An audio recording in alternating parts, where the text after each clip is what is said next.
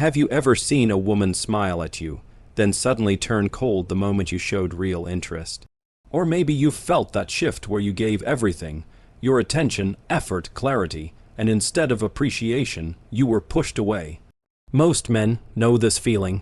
They walk away confused, frustrated, defeated. Here's the truth most never learn. Getting what you want from women has nothing to do with being the nicest guy, the richest man, or the most handsome. It's about understanding what actually drives female behavior, and once you do, it almost feels unfair. I'm talking about walking into a room and instantly knowing how to capture her attention, and more importantly, how to hold it. Because attraction isn't luck, it's a skill, a learnable, repeatable skill, and today, we're going deep into how to use that skill to get what you want from women, in 99.9% of the time. Before you roll your eyes, listen closely. This isn't about manipulation. It's not about pretending. It's about power, the kind of power that comes from inner confidence, calibrated communication, and understanding how to flip the psychological switches women don't even know are there. Neil Strauss figured this out early. Women don't choose men based on logic. They choose based on emotion. On feeling, on vibe, and if you can't create those feelings, you lose, even if you check every box. Here's where most men blow it. They show too much, too soon. They pedestalize her before she's earned it.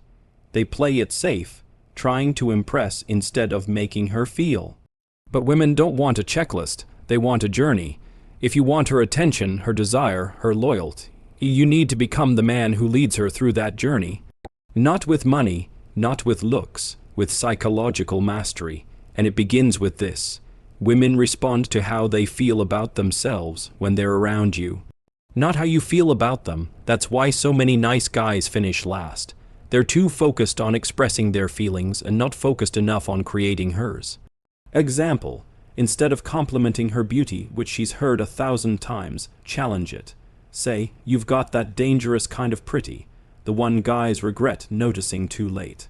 It creates tension, curiosity, emotional spike, and that's what she craves, mystery. The seduction legend and mentor to Neil Strauss called this dynamic push-pull. Warmth and distance, teasing and praise, connection and withdrawal, all in calibrated doses. Why? Because tension is addictive. And when it's done right, she's not hooked on you, she's hooked on how she feels around you. Here's another principle: never chase. When you chase, you signal low value. You show that you want her more than she wants you. And that imbalance, it kills attraction. Women don't chase men who seek validation. They chase men who create it, which brings us to one of the most powerful switches in seduction: dominant self-control. Not controlling her, controlling yourself, your emotions, your pace, your reactions. The man who stays grounded, who doesn't flinch when tested, who smiles when she tries to provoke, that man is rare. And rare is irresistible. You've heard of tests. She cancels last minute, mentions an ex, throws sarcasm.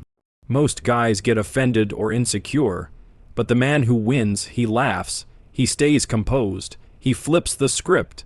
He leads, and leadership, it's everything. Whether on a date, texting, or in a crowd, the man who leads emotionally controls the frame. He decides the vibe, the tone, and women naturally calibrate to that. Next time you enter a room, don't ask who likes me. Assume they already do. Don't fake confidence. Generate it. Because confidence isn't the absence of doubt. It's the decision to act anyway.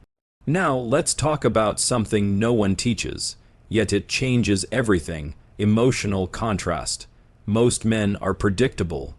Either too agreeable or too edgy all the time, but women, especially you women don't respond to monotony. They want contrast, depth, texture. Think of a roller coaster. The thrill isn't in the speed, it's in the rise and drop, the surprise. Seduction works the same way. If you're always smooth and charming, it gets boring. But when you can shift gears, playful, then serious, warm, then distant, you create layered emotional engagement. And that builds tension. This isn't about playing games. It's about showing her you're multi-dimensional.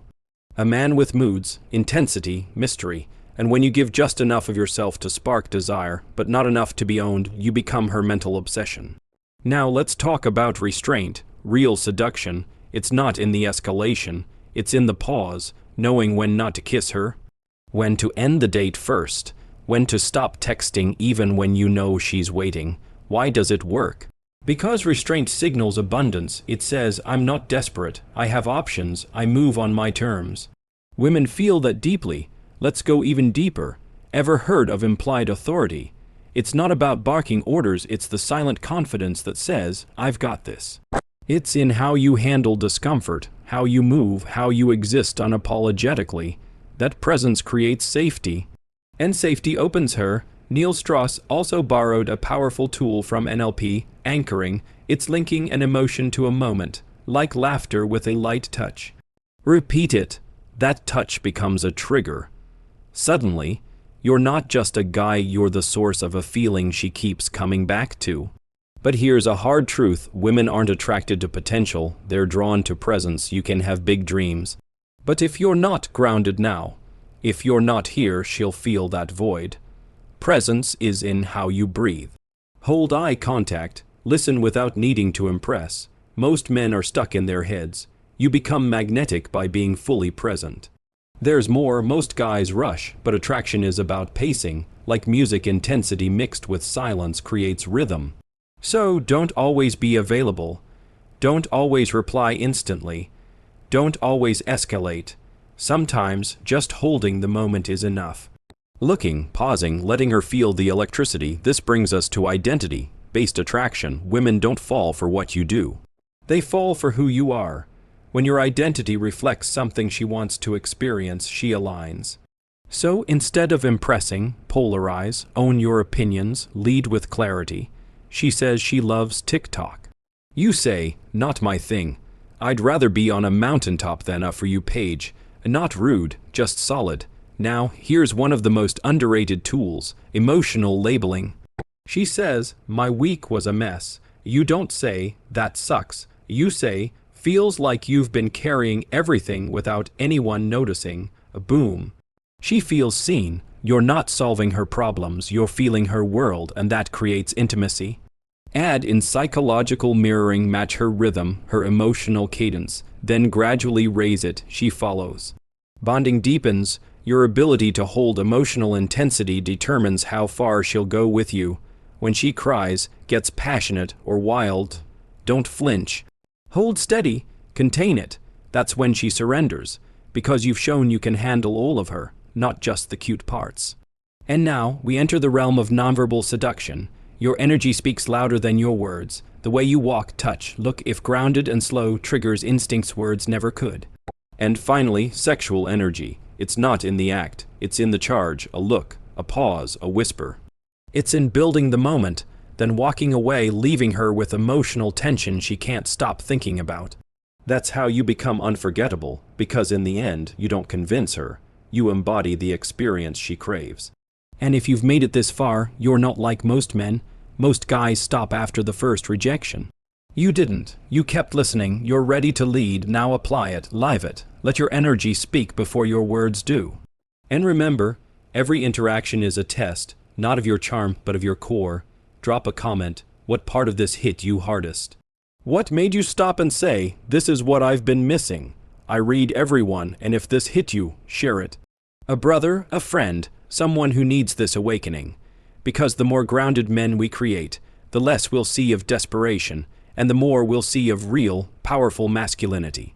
Subscribe, because what's coming next will go even deeper. If you're serious about becoming the man women don't just want. But remember, for the rest of their lives, this is just the beginning. Stay dangerous, stay deliberate, and above all, never chase, lead.